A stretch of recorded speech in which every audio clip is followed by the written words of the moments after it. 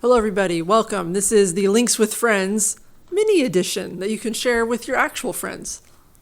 We try to come up with a theme every week. This week's theme will be things that are coming back that we hate and we try to defeat, or maybe things that are getting worse in a predictable way. Return of the King, but like the king is actually terrible stuff.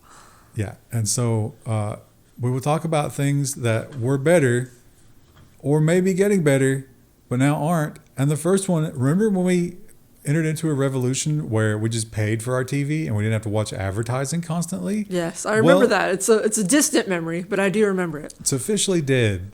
Netflix says its ad tier now has 94 million monthly active users. People actually prefer the ads.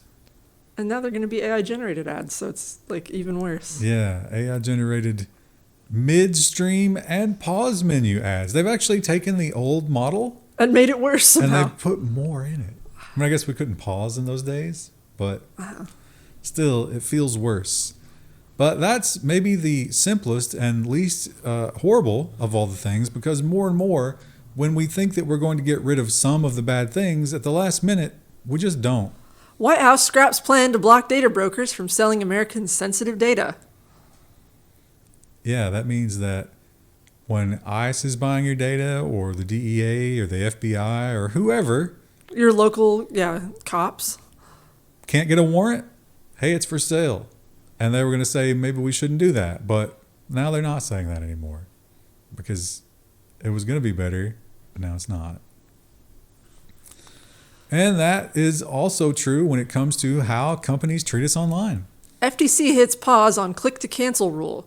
So you know how it's super easy to register for just about anything online anymore, but then when you try to cancel it, you have to go through 10 hoops? They were going to make a law where you could click once and cancel anything, but now that's not a thing. Seems like it's good for everybody, right? Except for the companies that really, really, really don't want you to cancel. Who lobbied heavily to get this done. Maybe in July it's going to happen. Maybe. We'll see. Why do we have to wait? And Meta has also made promises in the past, because people saw what they were building with those glasses and they were like, oh, I'm thinking about, I'm playing this out in my head and I see what you're doing. Where it's going. And they were like, no, we're not going to do that. But now, years after promising to stop facial recognition work, Meta has a devious new plan, which is always on facial recognition. You cannot turn it off. For your Meta glasses. That is the ultimate goal. They want it to be running in the background on everything that you look at, even when you're not recording. They need to be able to advertise to you more effectively. And how are they going to put AI-generated ads in your slop? That's right. They'll sell that to Netflix. Oh. You will get AI-generated ads starring the people from your daily life. Oh, that's going to be like a weird deja vu moment of I've seen that person somewhere. And you go to the internet movie database and it's like, I don't know who this actor is. And it's just some guy at your Walmart. And in some cases, this is not necessarily something that we thought we were going to defeat, although people have been fighting bitterly against it. You know how they capture your face when you cross the border or fly on a plane or do anything like that? Well, we were like, hey, there's no reason for this. It's not that good. You can't protect the data. And they take a look at that and they said, you know what? We need to expand that to other forms of transportation. That sign can't stop me because I can't read. Border agents are going to photograph everyone leaving the U.S. by car, which will include facial recognition software. So they took everything bad about the planes. Now we're going to put them in the cars. How long before this is interstate travel? How long before, since every car is going to have cameras in it? We just look at everything all the time. It's like Meta, right? Hey, just facial recognition is always on. Hey, there's somebody new in your car. Let's send you a text message. Do you want this person in your car? We got to start the countercultural revolution where wearing clown paint is just acceptable. We could partner with the Juggalos. Yeah, and then it's facial recognition defeating clown paint.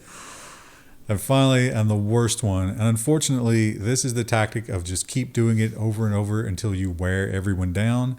And we're on, the third or fourth iteration? We've done a lot of stories about this. How long can we resist? Congress renews fight over kids' online safety with revived COSA bill, which is the Kids Online Safety Act.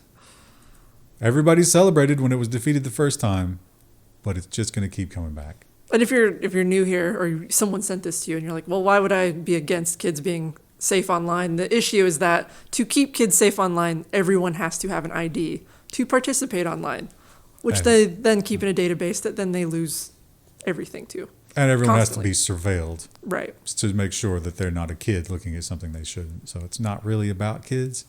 It's really about control. Well, that's a bummer story to end on. Please Well, they were subscribe kind of- to our channel. Which of those stories wasn't a bummer?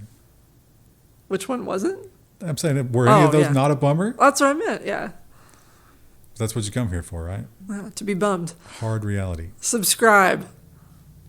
Bye.